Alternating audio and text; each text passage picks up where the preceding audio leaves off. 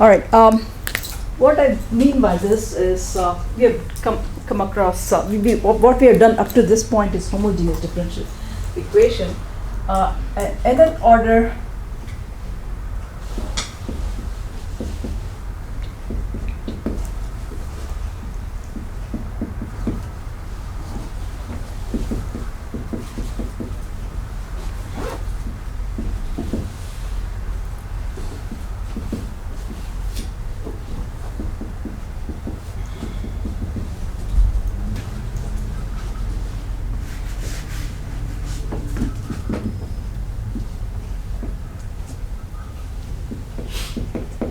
so this is the form of the nth order differential equation. We've been studying mostly second order differential equations, right? So the brute force way, I think I mentioned this initially. A brute force method for solving inhomogeneous differential equation is solve first the homogeneous differential equation.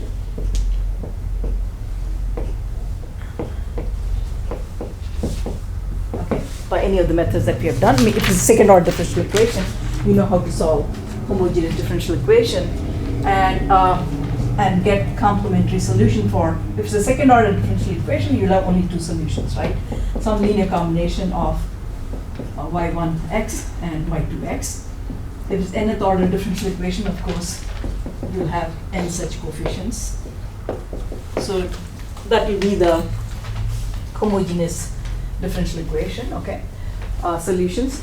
And then, and the solution of the inhomogeneous differential equation is really a simple one, you can perhaps guess it,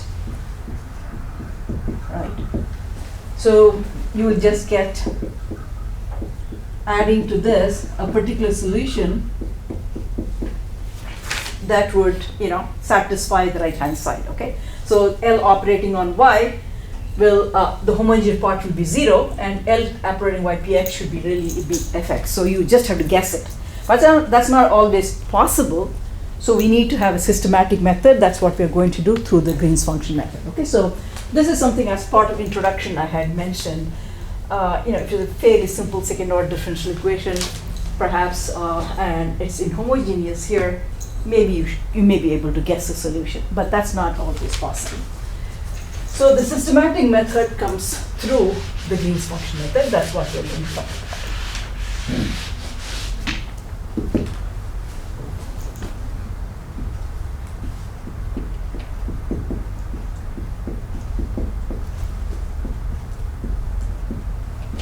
Okay. Here, under Green's function method, there are two approaches.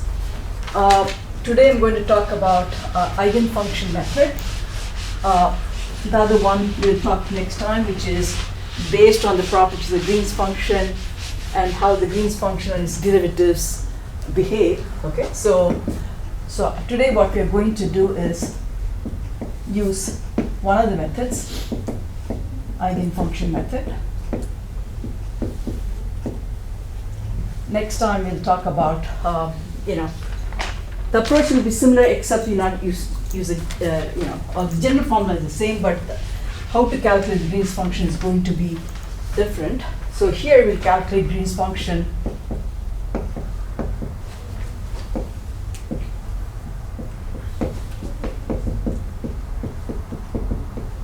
using the properties, using the continuity and discontinuity property of Green's function and its derivative, using the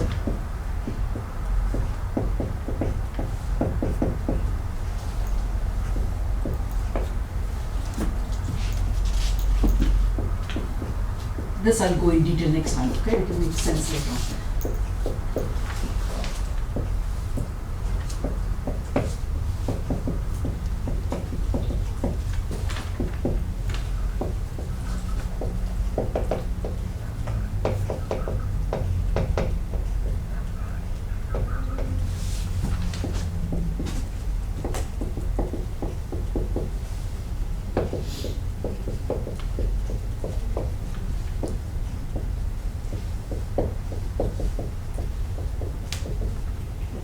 So this is when I say first derivative, I'm already thinking of second order differential equation. Okay, so main thing is we'll say we'll at a particular point x equal to z in the regime that you're in the regime a less than x less than b, we will use the continuity property of the Green's function, and what it is will become clearer. Just now, right now, for what we have to know is we can calculate the Green's function through two different approaches, and today we are going to talk about the eigenfunction method rather than the details of the Green's function, how we are going to exploit the properties of the Green's function and how its derivatives behave at a certain point in space x equal to z. Okay, and then we'll do that. Okay, so just to know what we are trying to do.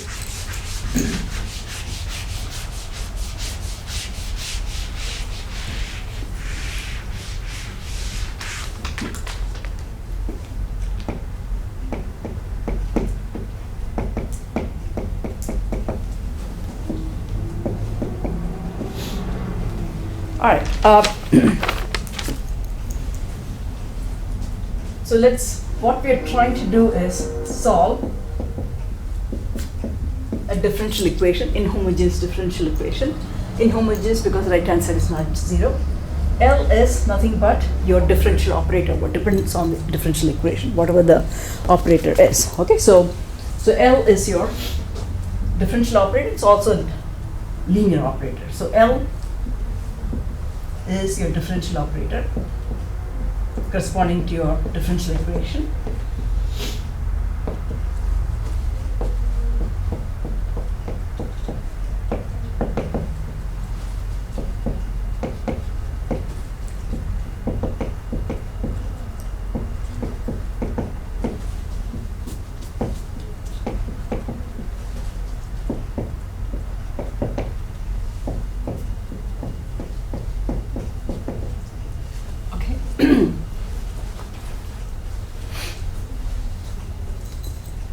So what we are going to do is exploit all the properties of this operator L. It's a linear, okay, and it could be Hermitian, right? I mean, that we saw last time, like if it's satisfied certain boundary condition in differential equation, L operator can become Hermitian, right? I mean, some of them are natural. The first derivative, the first derivative term is exactly the derivative of the second order, the second derivative term, the coefficient, then it's automatically in a Sturm Liouville form, right? That we saw. So in those cases, L is already Hermitian. We'll go through examples. So what we're going to do is exploit this method.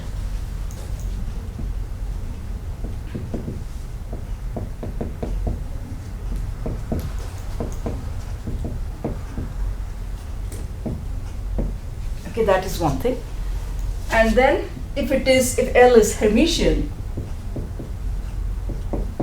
so we are going to solve this subject to certain regimes, subject to some boundary condition. That is, we know what is, supposing y at x equal to 0, let us say that's one of the boundary condition at x equal to b is 0. We saw that if it's a differential equation, last time I had proved that if this condition is satisfied, right, y prime p of x, that's the first coefficient of the second derivative term, yi px yj, that's what we called it. If it is 0, the operator can become Hermitian, the differential operator can be Hermitian. Okay, that's what we had. So in this case, we do see that, and there are various ways of satisfying this boundary condition, we said, and of course, because yj at a and b is equal to 0, if this was the condition, probably this L operator is Hermitian, and it depends on the particular differential equation that we are trying to solve. So all we have to know is we are solving this inhomogeneous differential equation in a certain domain, subject to some boundary conditions, subject to some boundary conditions. It could be on y, or it could have been in some problem. Maybe you are told what is y at x equal to, or y prime is given. Okay, so because it could be any combination here, right? I mean, so subject to some boundary conditions. So in some sense, these are called boundary value problems also. So those are the key words now. So inhomogeneous because f of x is not 0. So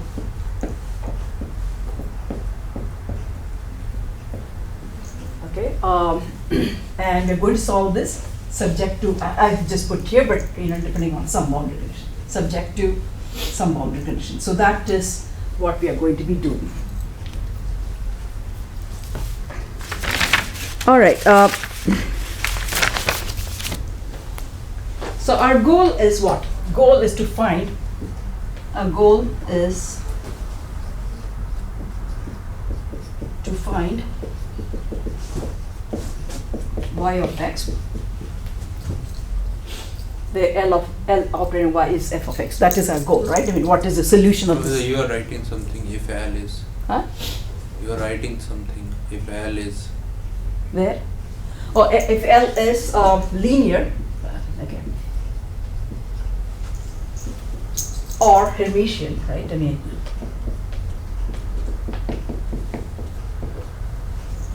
we know certain things we can do, okay? Well, so if L is Hermitian, what did we say? L operating, last time we had gone through that, could be written as this, okay? I mean, we can have, so yn is eigenfunction of your linear operator, okay? So this we can do. Linearity, we can, I'll discuss that a little bit more, but Hermitian is the most important property. If it is Hermitian, we know that corresponding to the L operator here of your differential equation, we should also have an eigenvalue equation like this, okay? I mean, so that is the most important part of this eigenfunction method, okay? You're going from differential equation to the linear algebra language at this point, okay? So the same L operator, this could be, you can think of your, what is it called, Legendre differential equation. You know what L is in Legendre differential equation, right?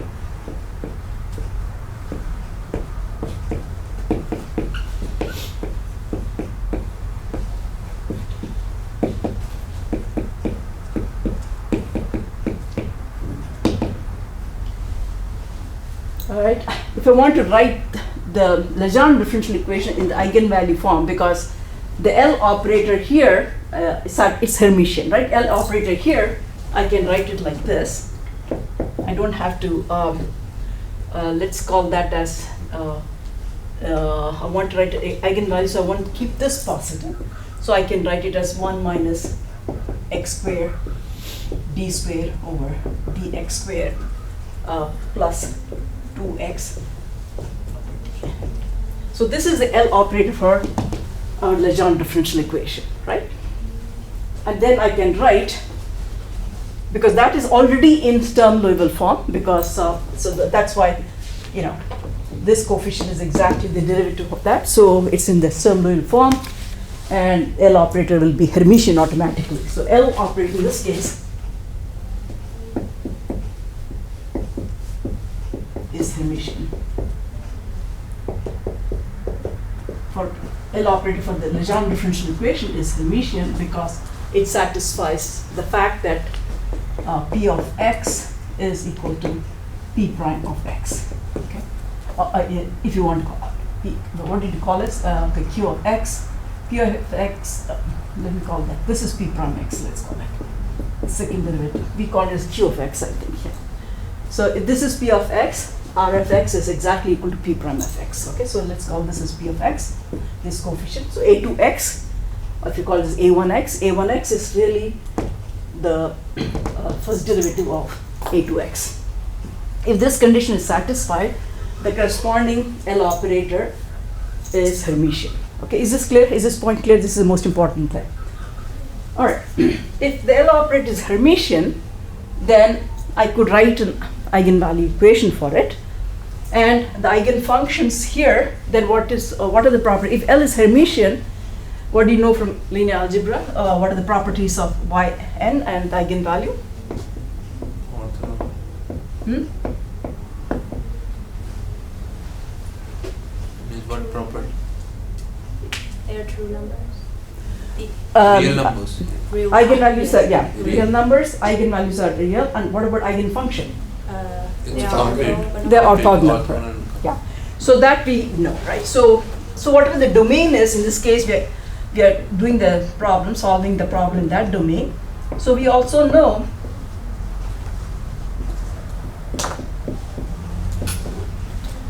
okay, let's call this as delta n comma n. Okay. So eigenvalues are real, and eigenfunctions must be orthogonal.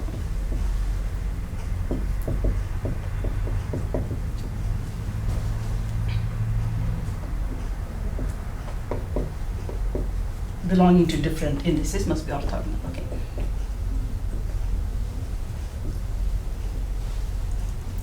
Okay. So this is some differential equation, and I want you to understand. You can solve this problem. Part of the L operator in some problem could be Hermitian. Then you can write eigenvalue equation for that part. If it's a differential equation, maybe, or you can convert. You know how to convert if a differential equation is not orthogonal. It's not in Sturm-Liouville form. You apply the integrating factor and convert and bring it into Sturm-Liouville form. So that the corresponding operator, new L operator, satisfies these properties. So those things can be done. Okay, but let's use this as an example for the moment, just to understand the concepts behind the formalism behind this Green's function method. All right. So we also saw that the most general way of writing this eigenvalue equation, when you convert which was not originally differential in the Sturm-Liouville form, this is a more generalized differential eigenvalue equation you can write, right? I mean this is the most general way of writing an eigenvalue equation, generalized eigenvalue problem, where this weight function rho x is a real number. Rho of x is could be real. Okay, so that is a generalized way of writing generalized eigenvalue equation, where rho is not 1. Okay, that also we came across last time. All right. And in those cases, maybe there's a rho x and all that stuff also, right? I mean, if this is the eigenvalue equation, then the corresponding thing will be here. You'll have a rho of x, y star nx, ymx dx equal to whatever the orthonormal properties. You will have a weight factor corresponding to that. That also we did.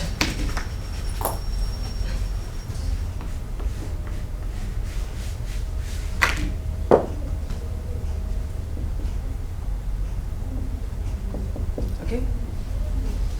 So these are some concepts that we have to use. Okay, what else we know? I mean, my goal, what is all this thing happening? My goal is to get this, right? How to find y of x. That's just my goal, right? So what else can we do? All I know is if L were Hermitian, I can write an eigenvalue equation, blah, blah, blah, and y and x is an eigenfunction, okay? And it's orthonormal. What else do we know? I mean, I think that I gave you one problem. I mean, think of yx as any function, okay? The solution that I'm trying to get is some function, okay? What do we know? How do I connect this yx to y and x? That's what I want you to understand. Supposing y sub nx is a complete set of orthonormal functions, okay? As in that case, PLX is your eigenfunction in that Legendre differential equation, L equal to 1 to infinity. It can go on, right? I mean, so that's a complete set of orthonormal bases. So what did we? There was a problem I gave you. I mean, I think whereas maybe there's a Dirac delta function, it's a function, right? I wanted you to write in terms of PLX and PMX, I think, right? I mean, why did I give? That's a very general thing, because any function can be written. If you have a complete orthonormal basis, we can write a function in terms of that. So I'm going to say, okay, I'm going to write yx as linear combination of y sub nx, which is which is eigenfunction of this operator L, which is also part of your inhomogeneous differential equation. Okay, so that is the key concept for this green function method. All right, so let's so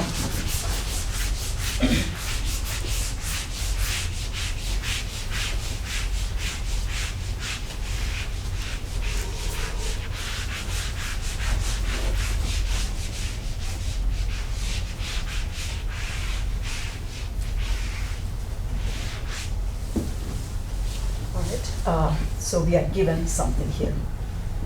These are specified. Okay.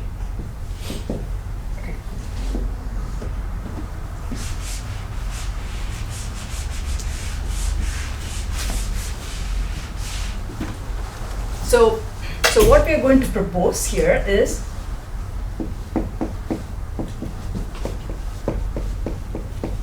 the solution that we want to get is nothing but linear combination of the eigenfunctions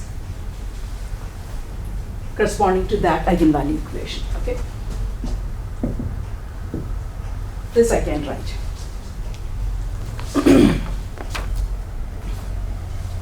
Okay, so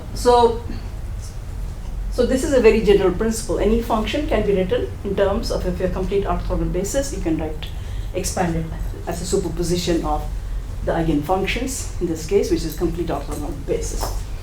All right, now I'm going to operate L on y, x. Cn is a constant. I can take it's a linear operator, so I can bring it inside the summation. Okay, all this up. I can differentiate term by term, right? These are nothing but differential operators, second derivative, first derivative, whatever it is, right? And I can, I can do either way. Okay, so I can bring the L inside. This is equal to what? F of x.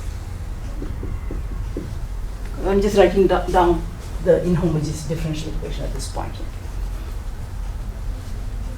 All right, and L operating on y and x is what?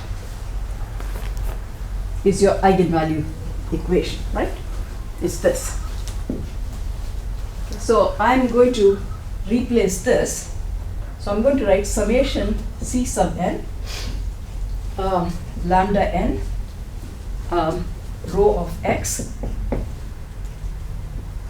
y n x, okay, is nothing but f of x,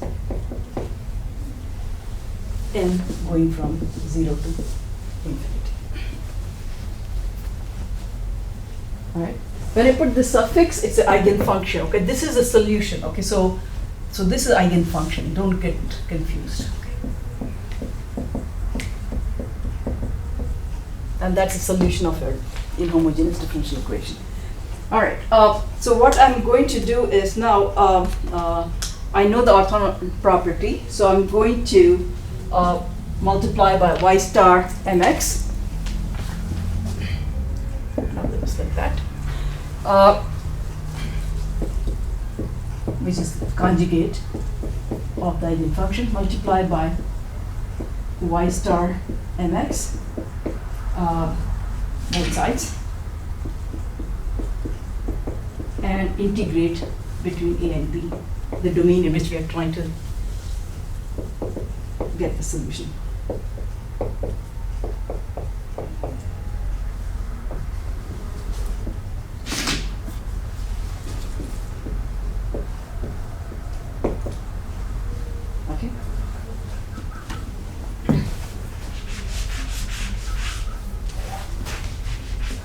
So what I get is then, I do that, so I do have what, C n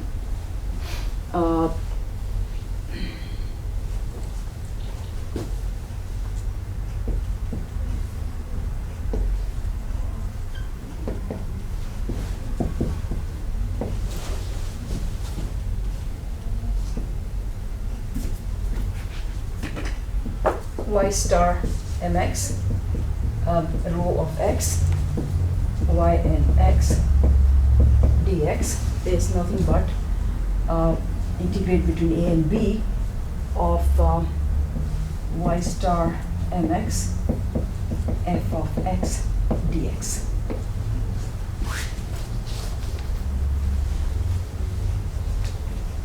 And what is this? Because yn and ym have to satisfy the orthonormality property, we have this. So when n equal to m, this becomes Cm. This summation will disappear because it will contribute only when n equal to m. So my left hand side has become what? Cm lambda m is nothing but integrate between a and b of this quantity y star mx f of x dx. All right, is this clear?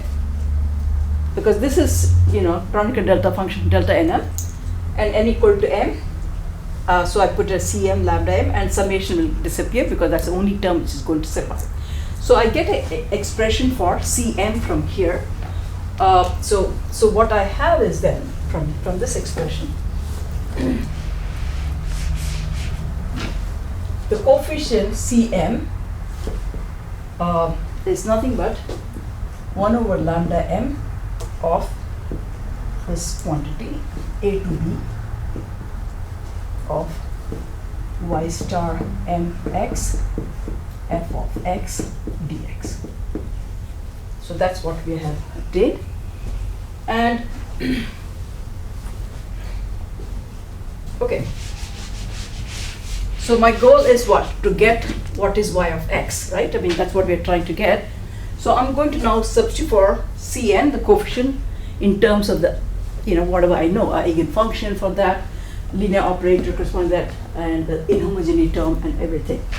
So it is n, and since this is a dummy variable, okay, so I can call it z, doesn't matter, okay? So that way you will see why I'm doing that. All I need is Cn, right? Or let me just, So C of n is nothing than 1 over lambda n a to b y star. This is a dummy variable, so I'm going to call this f of z dz. Okay. So substitute for C of n here. So I have an expression for y of x, which is a solution of the differential equation, as n. Let me just write down nicely.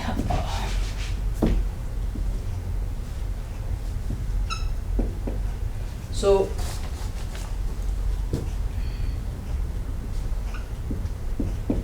this I have to keep it the same way. It is for Cn I'm substituting, so I can write it like that.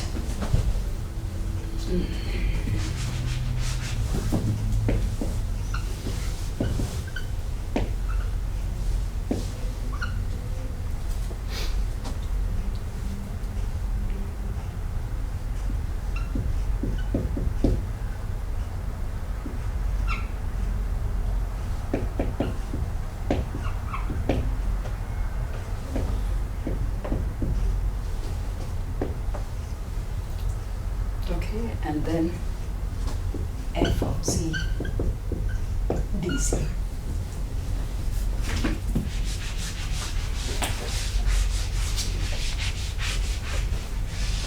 Is this clear what I've done? So Cn is this, okay? The summation and integration, these are linear operators, I can always reverse the order. So I have so for y and x is there, right? And that has got index n, so I have to sum over n, definitely. This is coming from here, okay? And lambda, the n is your eigenvalue. So this is your eigenvalue.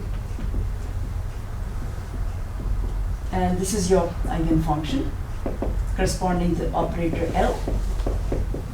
Okay. And this quantity that you see here is what is called as Green's function. Okay. So this quantity within this, it's a function of two variables.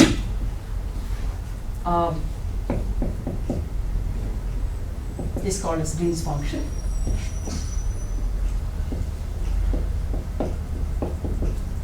Evaluating that requires calculating the eigenfunction and eigenvalues of the operator L. So the solution of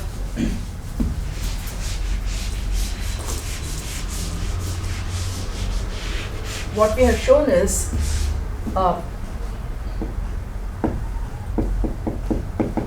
this is the problem that we wanted to solve, where L is some differential operator corresponding to differential equation. And what we have shown is if L is Hermitian, then we can write eigenvalue problem corresponding to that linear operator.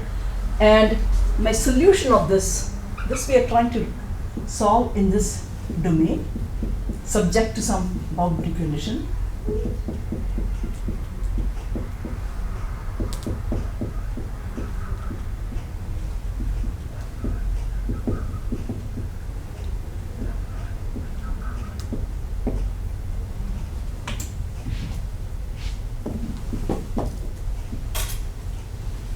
Then what we find is, this is what we find. Our solution then is nothing but y of x is nothing but a to b of the Green's function times the inhomogeneity time.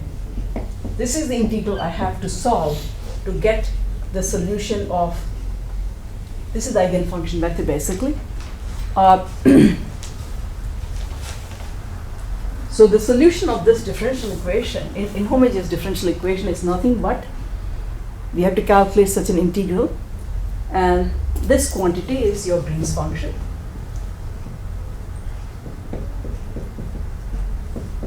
Which is a function of two variables. And in order to calculate that, you have to calculate what? G of xz on the is given by the following formula.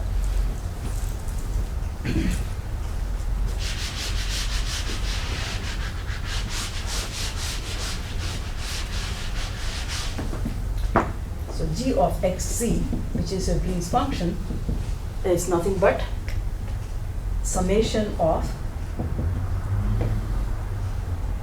y and x, y star and z. It's your function of two variables. So one of the eigenfunction is, this is complex conjugate of that, and divided by eigenvalue. So that's it. Okay, so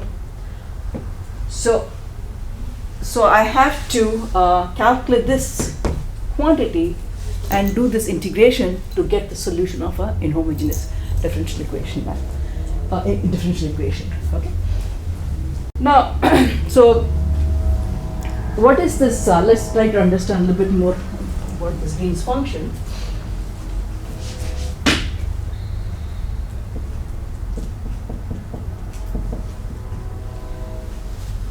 So we started with this, right? Y of x is this, okay?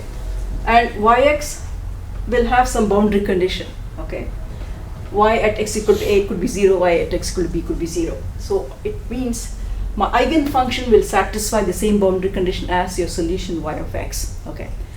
So that in turn implies my Green's function at x equal to, if you consider as a function of one variable, only z, z is same as x or something, then it will satisfy the same boundary condition as yx. Okay, so as the original, as a function of one variable alone, it will satisfy the same boundary conditions, because y and yn should have the same boundary condition.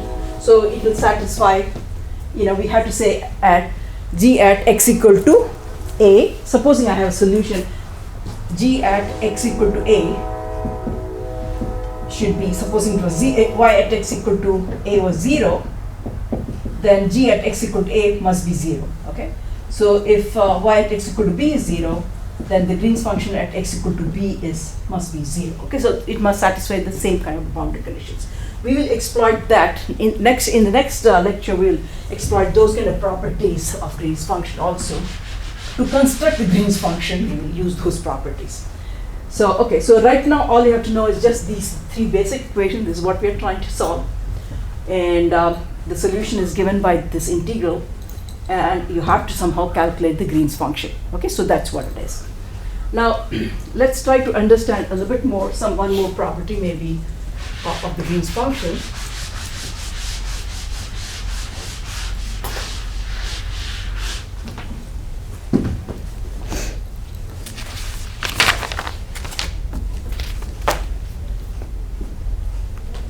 All right. So this is what we have, and I know L operating y of x should be f of x, right? I mean, that we know. So what does it tell me? If y is this, and L operating on, can I say this? A to b, L g of x comma z, f of z dz should be also equal to f of x. Okay. This is my homogeneous differential equation, and what I have done is for y of x, substituted that, right? And because L operator, they can, we can reverse the order because it's a, they are linear operator. Whether you do the differentiation first or integration first does not matter. So the L operator, I just brought it inside. That's all I've done, okay? Because if you put L, you would have gotten L here, but this order I have now reversed. I put the integration out and brought the L operator inside. That's all I have done there, okay? Is this clear? Yeah, okay. Now, what does this tell you about this? If I have this L operator g of xz, f of z dz, and the right hand side is f of x, does it tell you anything about this? Can you predict what this is?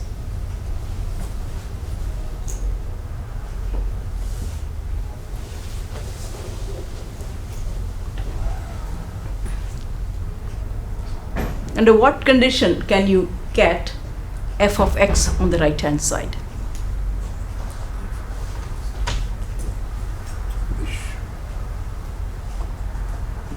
Just a wild guess. I have.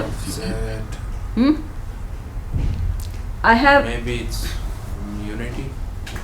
So I have this equation, and all I did was substituted for y of x that, right, and reverse the order. I end up with this. So I have this equation now, okay? I need to get f of x on the right hand side, and I have got f of z here. What should this be in order for this to integral to become f of x?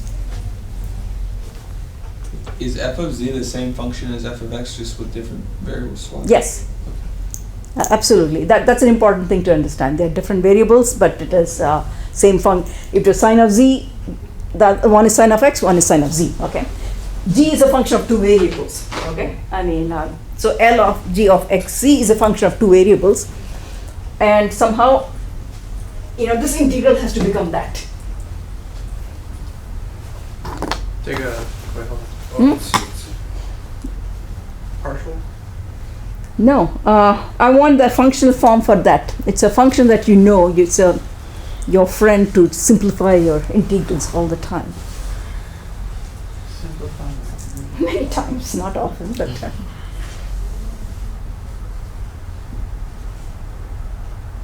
just guess some function that you know. Natural log of x. No, that's not the one. Exponential? Exponential will not give. This is a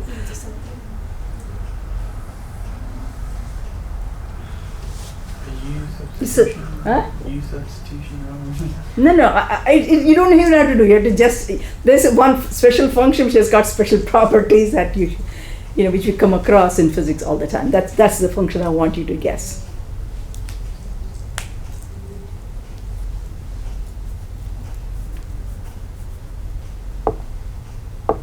Anybody in quantum mechanics would know this actually, because you've come across this many times. I don't know. Dirac delta function. Okay, so So that's, it simplifies many times your integrals, right? I mean, so this is, if this is direct delta function, you know it exists in this entire domain only at x equal to z. At other location it is 0, right? So what this whole expression tells me is, this is an important identity that I will write down here. We So- also used this identity previously. Hmm? We also used this identity previously, delta. The L operating on this is nothing but Dirac delta function. Okay, that's what this tells me. Because it has to satisfy this, so it tells me, gives me under property for the Green's function, what it is. From these expression, we will eventually construct an expression for g of xz. Okay, in next lecture, that's what I will do. So it is in physics, it's like, okay, you know, there's a, you got a response function or force only at x equal to z, at everywhere else it is 0 or something. That's under interpretation of the Green's function, okay? It's a response of a system at x equal to z. Unit in how it responds for a unit force at x equal to z. That's an interpretation that people will get. But this is an important property that you have to know of the Green's function, okay? And we will use just knowing that property. Next time we'll construct the Green's function, because I will not go through the eigenfunction method, so I have to have another way of calculating Green's function, okay?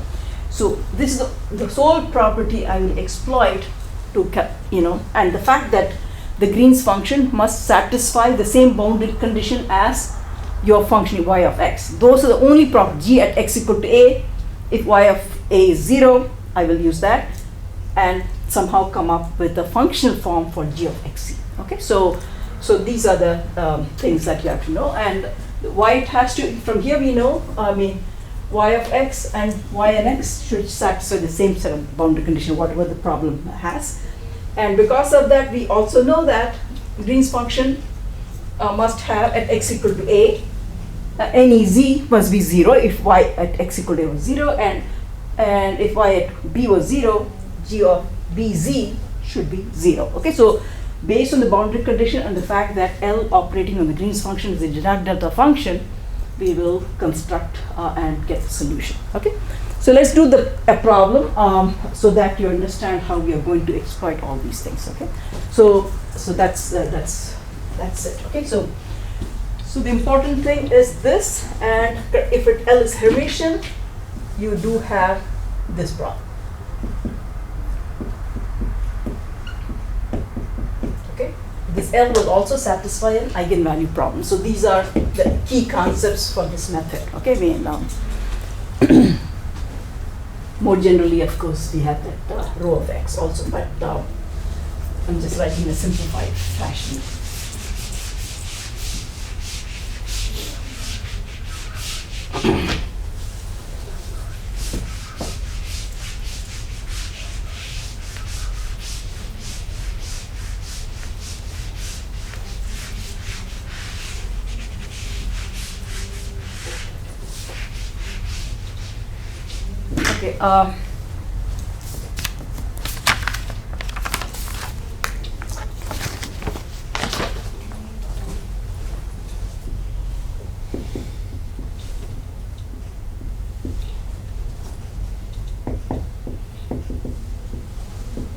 Okay, this is the inhomogeneous differential equation I want to solve. The boundary conditions are y at x equal to 0 is 0, y at x equal to pi is 0. Okay, so if this is how it's given, that means we are solving the problem in the domain 0 less than x less than or equal to pi. Okay, so that's the domain. These are the boundary conditions given, so I know what is A and B. Okay.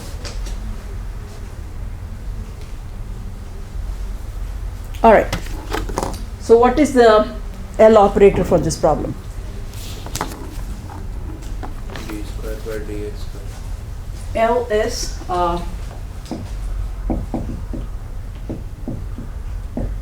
and Plus 1/4? 1 by 4. 1 by 4, okay. The L operating on that is that. So that is my L operator. So L basically my problem is Ly, this is sine of 2x. Okay, that's what we're doing. Is this L operator Hermitian? I mean, this is my differential equation. Then I have to ask, is my L operator Hermitian? Before using the Green's function method, this is a critical question you have to ask, right? Because otherwise I cannot apply this eigenfunction method.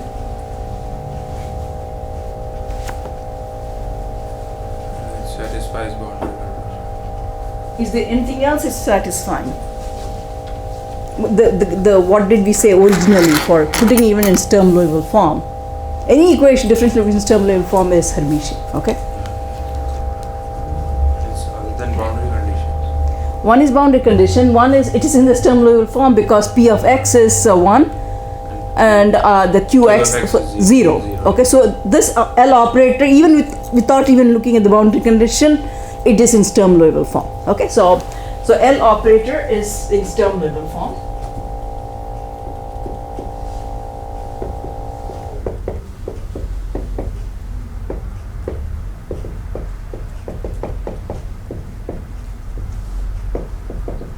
Since I'm going to call it Q of x, okay, I mean, or A1x is 0 and P of x is 1. Okay, so it satisfies that Sturm-Liouville. So any differential equation which is falls under Sturm-Liouville, the operator is already Hermitian. Okay, so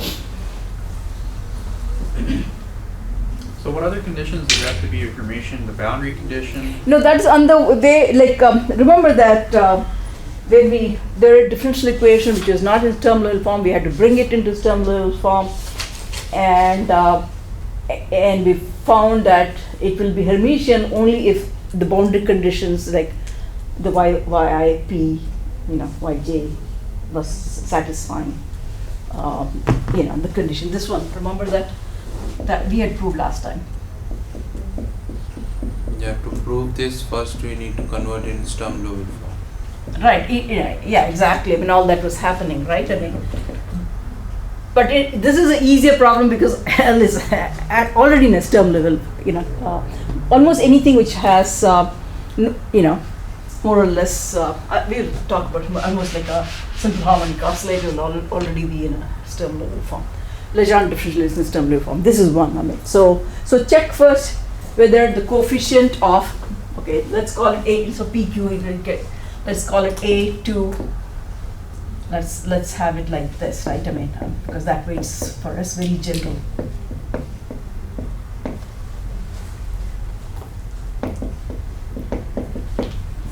So if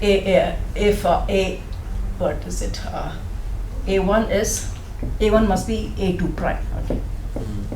If this condition is satisfied, because sometimes PQ we are using, different, sometimes we have used it in a different form also, the P. So I just want you to remember that the coefficient of the first derivative must be exactly equal to the first derivative of this first term, right? So that condition is satisfied, okay? So if it is satisfied, then only I can write this equation, okay, for this corresponding operator. Now I can write a corresponding eigenvalue equation, otherwise I'm not able to write it, okay, Meena. So my L operator is this, okay, so I have also this equation. This means d squared over dx squared y sub n plus 1/4 of yn is lambda n yn. I'm able to write this equation because of this property. Okay. So this is eigenvalue, and that's your eigenfunction.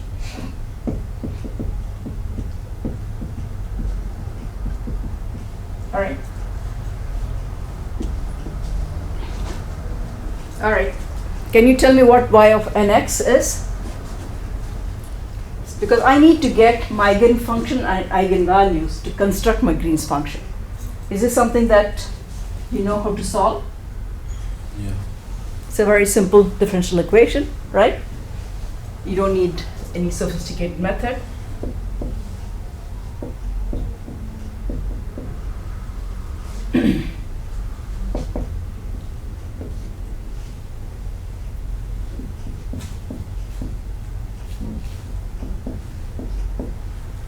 Can I write it like that?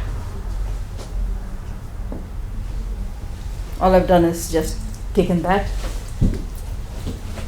What does that remind you of? D square y over dx square is minus omega square y kind of a thing, right? It looks like a simple harmonic oscillator, right? If you have an equation like this,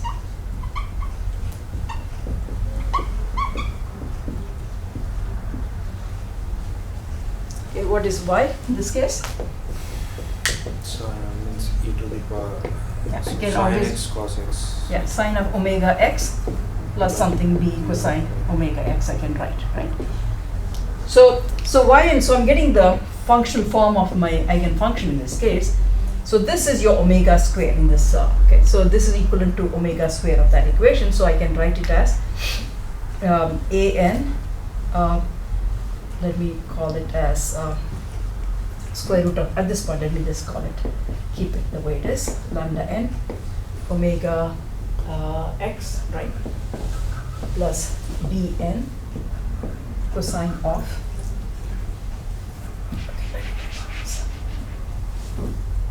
this is your omega x plus bn cosine of square root of 1/4 minus lambda n time x. Okay. All right. So this is really your. If you want you want the, what is it called? Simple harmonic oscillator. You must have minus. So that's why I wrote it in this form. Minus omega square y. Otherwise, you cannot flip the order. Okay. Then it will be your omega square has to be in the right sign. Okay. All right. Now we apply the boundary condition. We know that yn at x equal to 0 must be 0. So what does that tell you? That implies bn should be 0. The coefficient bn should be 0, right? So the functional form of the eigenfunction is then nothing but an sine of this quantity, 1/4 minus lambda n x. And I know that yn at x equal to pi is also 0, right? Yn at x equal to pi, the other boundary condition is 0. So what does that tell you? That tell me that the omega is sum of means multiple of n. N, yeah. So this quantity is it has to be integer. Okay, so x equal to pi, if it is 0, all I know is okay, again like this.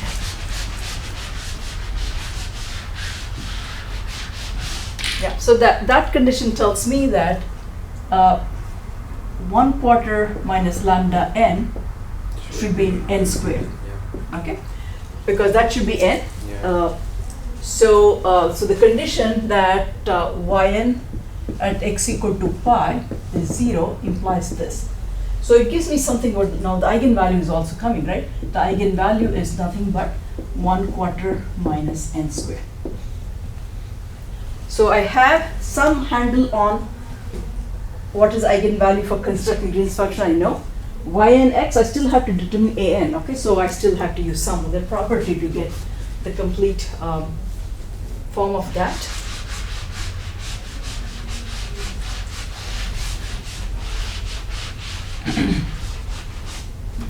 All right. So what I have is y of nx is an.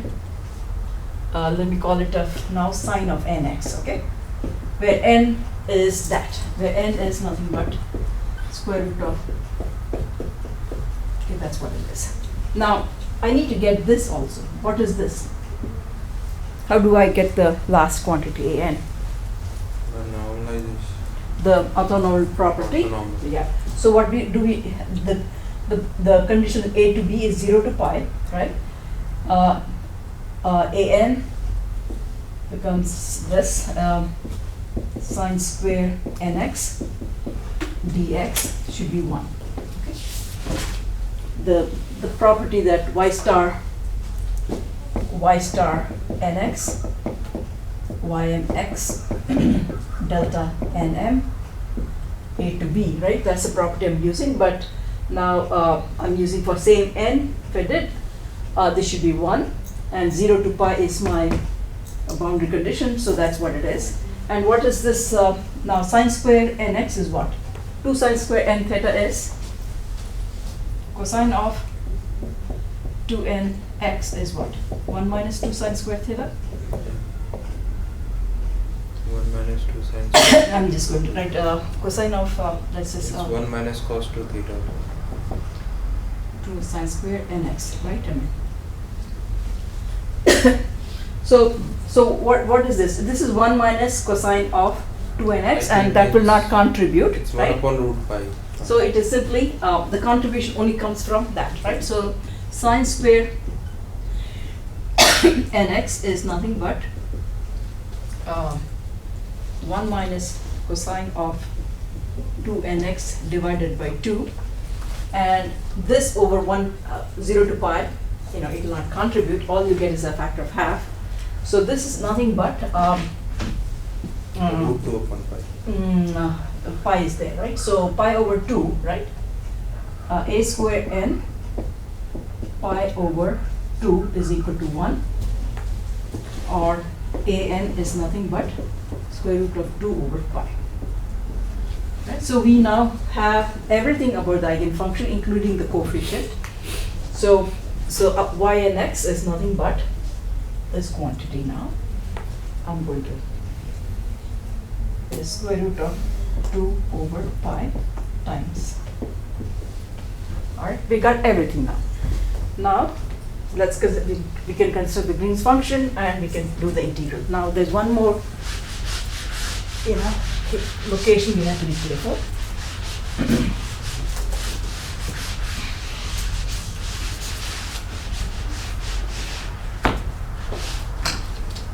Alright, so my solution is this.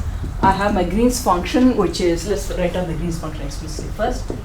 So it's nothing but summation n going from 0 to infinity, and yn of x is square root of 2 over pi, and so I have a 2 over pi, okay, sine of nx. We don't have to do conjugate because it's a real number, real function, so sine of nz, and lambda n is known, which is 4 pi. 1/4 minus n squared. Okay, so it's some infinite series here. All right, now y of x is nothing but my boundary condition. A is 0, b is pi, and and okay, now this is where you have to be careful. What is this? What is f of z? My inhomogeneity term is f of x is sine 2x. Yeah. So you have to convert the variable to z. Okay, if you don't do it, you will make a mistake with it. Just don't say sine 2x. Just put sine 2x, because then you will end up with the wrong integration completely. So that's the common mistake. You just put it as sine 2x. That's not. You have to convert the variable as z. So you have to make sure you change the variable. Otherwise, you end up with the incorrect answer. Okay. All right. So g of xz, I have the integration is all I have to do is that. The rest I can take out, right? The integral 2 over pi summation n equal to 0 to infinity. Sine of nx can be pulled out because we are not integrating over x. All I have to do is 0 to pi of sine of nz times sine of 2z. Okay.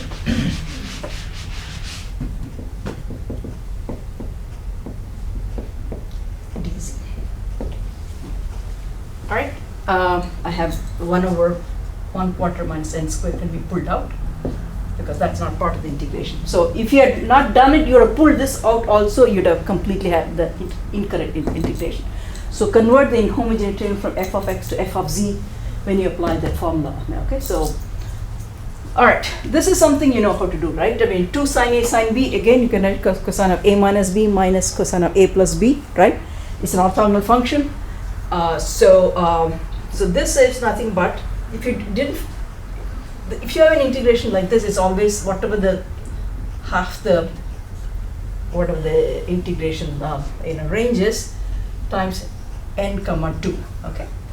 But that's all coming from, if you put 2, then put it as pi, if you have explicitly done it. But if you're not, because these are orthogonal functions in Fourier series, you'll write cosine sine will be 0, but this is nothing but pi over 2, Kronecker delta n comma, when n equal to 2, it's it contributes. Okay. Contribution only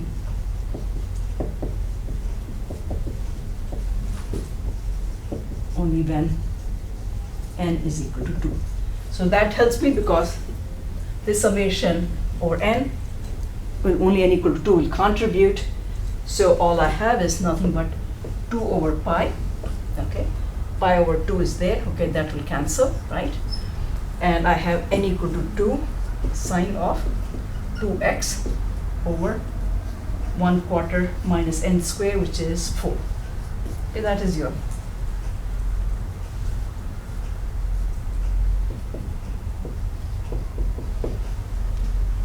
So y of x for this problem, the solution is simply nothing but this is minus 15, 16 minus 4 over 15 sine 2x.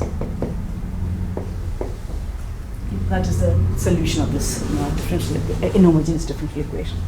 All right. So I think the procedure is fairly straightforward. The steps are fairly clear. All you have to do is, this is the main formula. If your inhomogeneous differential equation is Green's, you have to do this integration, Green's function times the inhomogeneity term. To construct the Green's function, you have to calculate the eigenvalues and eigenvector. So eigenvalues and eigenvector, they'll calculate eigenfunction depends on the boundary condition. So you have to, in order to calculate completely, this one y and x satisfies the same boundary condition as y of x. We apply that formula and use that to calculate, completely the functional form of the eigenfunction, both form and the coefficient, right? In order to calculate the coefficient, you apply the orthonormality property. I mean, that is done. And then you have the Green's function constructed, and then you do it. So supposing I have the same problem, right? I mean, the same L operator in this case, let us say, and I change the inhomogeneity term. Let us say I have another problem there. What we have 1/4 or something, right? But let us say 1/4 y, let us say something. Okay. I'm going to say, I'm just cooking up some problem, okay, for you guys at this point. Supposing something, the L operator, let's say, okay, let me put also the same operator. Let me exactly put the same operator, 1 over.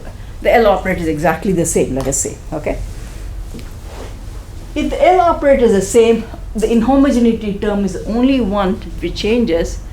You don't have to recalculate the Green's function, right? Because the L operator depends, the Green construct in L Green function doesn't depend on eigenvalue, right? So you don't have to do that. Don't do it. I mean, so basically you can change the inhomogeneity term, and if the L operator is the same, all you have to do is you keep the Green's function and then do it. And if the boundary condition has not changed, then you don't have to recalculate everything. Okay, I mean, so that's something to keep in mind. So basically, you can change the inhomogeneity term, and then you can get the solution just by once you've considered the Green's function, you can use it again and again, right? I mean, as long as it satisfies the same boundary conditions.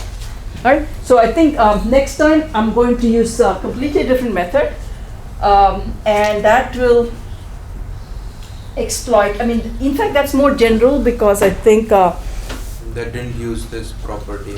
It doesn't have to be your L operator need not be Hermitian. Yeah. So I think that's more general, but this is sort of easy to understand. A little bit connects with physics also with it. So I will use this property, just this only property to construct the Green's function, and then we will calculate. Okay, so we will do that. I will give you some homework problem tonight so that you can practice it. Exam is on next Tuesday. Yeah, that's the plan at this point, yeah. But the plan can change, is what you're saying. At the most, it can become Thursday, and if you feel comfortable, because I will have to include the Green's function method in the test. There's a last homework. Yeah, please, yeah. Oh, let's do Tuesday then. Hmm? Let's just do Thursday then. What did you say? Let's just do Thursday then. No, I just want to find out whether, you feel comfortable with the Green's function method. It's fairly simple, in fact. Maybe this is one is easy. Maybe Thursday class will. Yeah, so we'll decide on Thursday whether to have the test on Tuesday or the next Thursday, okay? I mean, because I have to include this material, because otherwise it'll become too much with the rest of the thing, okay? And the syllabus is also after the midterm one. What did you say? For the midterm 2, the syllabus is after the midterm one. The things we cover after midterm one. For the last one? No, for this upcoming. Yeah. It is whatever the material is, whatever after covered after midterm. Yeah, first. Yeah. So the material is only, and it's fairly simple. It's compared to previous things. The steps are easier. It's more conceptual than mathematically. You don't have to worry about some algebraic mistake or something. So in a way, this is the material I want you to. For me, this is part 2. This is the main thing of the of this second part of the exam. So you have to learn the material. That's why I want to see if I can give one more day so that I can move from Tuesday to Thursday.